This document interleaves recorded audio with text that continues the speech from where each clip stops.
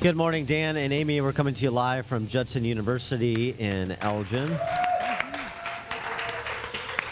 I think the entire soccer team is here, by the way. Oh, nice. They're here for the free donuts and coffee. I don't know. I have the heart to break it to them that soccer's not a sport. Oh, will I don't you know. stop? Please attack. I have a long-standing relationship with Judson University because I'm a pillar of the community. Oh, my and gosh. so I participated in the World Leaders Forum that yes. Judson University puts on, which is great. I think it's been something that's really put them kind of on the map in terms of intellectual circles in Chicago, bringing in world leaders.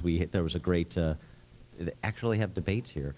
Debate between Newt Gingrich and Howard Dean that I sort of moderated this past year, which was a lot of fun. And we're pleased to be joined by Judson University President Gene Crume for more on these topics, including here at Judson University, they actually celebrate the United States Constitution like the Constitution Day and have programming around that. What a remarkable insight that you have, Gene. Yeah, it is. We any institution that accepts federal money is supposed to do something to express the meaning of the Constitution.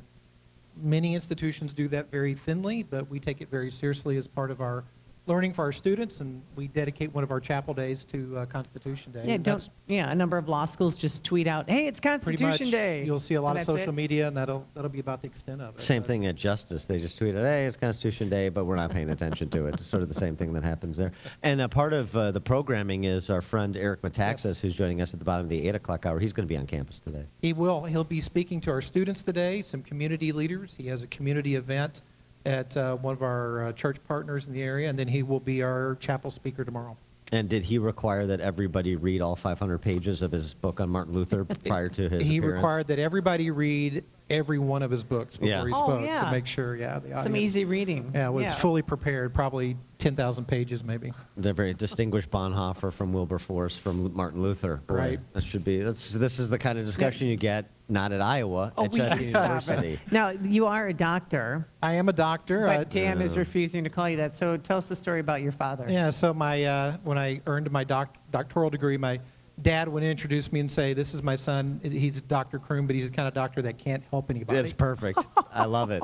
Yeah, your dad is a man after my own heart. Exactly right. No offense, but I mean, let's just, all these doctors.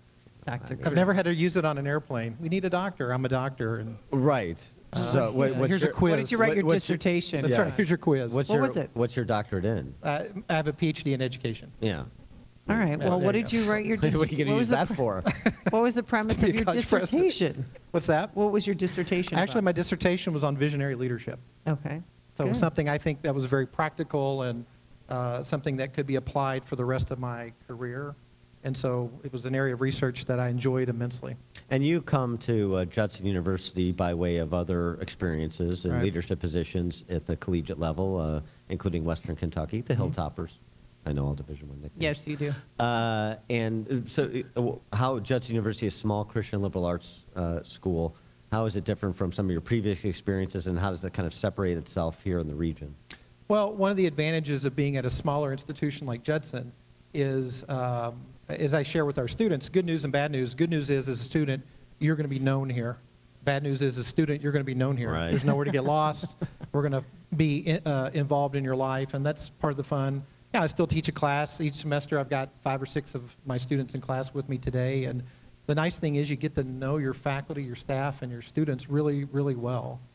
So that is a tremendous advantage. The other advantage is when we have events like this, Eric Metaxas, when Newt Gingrich and Howard Dean were here, there's more intimacy in how they connect with the audience, how they connect with the campus community. So it just brings a different level of learning because the students and the faculty are more involved in what's taking place. Now, you said student enrollment is average for this year, the number of students that you have, but you're competing against other universities to try and get students, some from Illinois high schools, and tell us what the difficulty it is with that. Well, there's a couple of challenges that we face in Illinois. One is that the number of high school graduates will continue to decline meaningfully between now and 2035. The other part, for 5 consecutive years now, we've had more people moving out of the state than into the state, and a sizable number of those people moving out of the state are families. And then you just can drive around Chicagoland and look at the billboards and see universities from contiguous states and from states to, or from universities 2 or 3 states away. There's a lot of competition for the students in this marketplace. So you have to diversify your student portfolio. We've got a great group of traditional students. We also have a campus in Rockford. We partner with the Y. Our campus is located in their facility. They help provide childcare for our students that attend that. That's an adult population. We have a robust graduate program. So you have to have different streams of student engagement to be a small private institution like Judson to be successful. Have you thought about trailering this place and going to Northwest Indiana or Pleasant Prairie? Is that too involved? No, our home is in Elgin. This is where we are. This is where we live. So Well, it's a gorgeous campus. it is. Thank you. 90 acres on the Fox River, Tyler Creek. It's a great location. And also, too, I mean, just the Christian liberal arts piece of it, too. I mean, I grew up in Wheaton, so I'm very familiar with Wheaton College. 7-time attendee to the Crusader basketball camp, when they were allowed to be called the Crusaders. And Yeah, so, your jump shot is fantastic. so the really. importance of that for the surrounding community, but also how much that attracts students. I think my sense is at the high school level and at the collegiate level, there is more of a yearning for that because of what's happening on so many college campuses. And we've talked to our friend Everett Piper at Oklahoma Wesleyan about this topic as well. He seems to agree. Yes, we lead with our faith. I mean, we're very clear and distinct in our identity and who we are. We don't compromise that. That's what makes us distinct in the marketplace, is our faith identity. The other part of the faith identity piece is that we're a very values-based institution. So we just do things differently. We don't have a student discipline process. We have a redemptive process where we talk about if somebody stubs their toe, makes a mistake, what does it look like to bounce back from that? That should be as important as what did you learn from the experience. So it's not punitive. It's about helping the student grow. And I'm one of those weird individuals in higher ed. I've been at 2-year schools and 4-year schools. I've been at high reputation schools, low reputation schools, public and private. So I've kind of covered the waterfront. It's just a different community at an institution like Judson, where we take care of each other and we take things very seriously, but we also have a lot of fellowship and good time. That's interesting. I mean, the idea of like picking up, I mean, it's a small enough community where you pick people up when they fall down rather than just sort of, isolate them. Yeah, it is. There are times if you're at a state institution where I have been, where if there's a student disciplinary issue, the student's kicked out of school. Expelled, There's yeah. no question to ask. I mean, it's just what the procedures tell you to do, and oftentimes what the legal counsel is. And we go through a more laborious process than that.